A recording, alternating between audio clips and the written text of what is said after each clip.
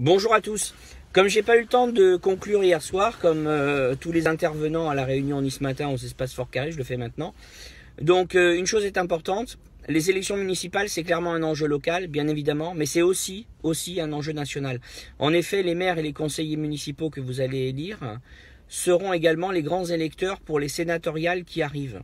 Ça veut dire clairement que si vous envoyez des candidats à la République en marche, alors officiels, comme à Antibes ici, ou masqués, c'est-à-dire qui avancent masqués dans des listes citoyennes, vous allez donner l'occasion à Macron de dominer également le Sénat. Donc il domine déjà l'Assemblée nationale, enfin de moins en moins parce qu'il y a des démissions en série.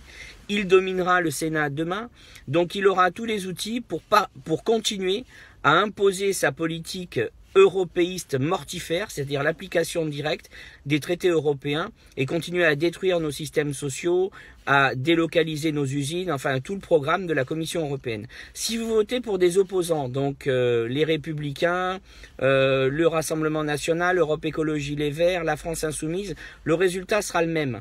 Le résultat sera le même, c'est-à-dire que vous avez là des pseudo-opposants qui vont effectivement vous faire croire qu'ils s'opposent à Macron, mais pas du tout, parce qu'il n'y en a aucun qui a soutenu l'initiative de l'Union populaire républicaine de déclencher la procédure de l'article 68 de destitution du président de la République. Aucun. 577 députés, zéro.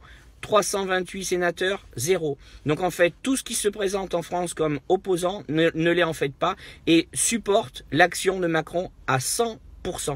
Les seuls vrais opposants sont l'Union populaire républicaine et ses représentants, car nous rejetons en bloc toute la construction européenne qui a été réalisée ces 50 dernières années, qui est en fait une dictature qui ne dit pas son nom. Nous sommes les vrais opposants à Emmanuel Macron. Alors donnez-nous le poids politique qu'il nous faut au niveau local afin que nous commencions à travailler avec les conseillers municipaux et à terme ce poids local deviendra un poids national qui nous permettra de délivrer la France de la trahison dans laquelle elle est enfermée depuis 2008 après la trahison des traités de 2005 qui ont été rejetés.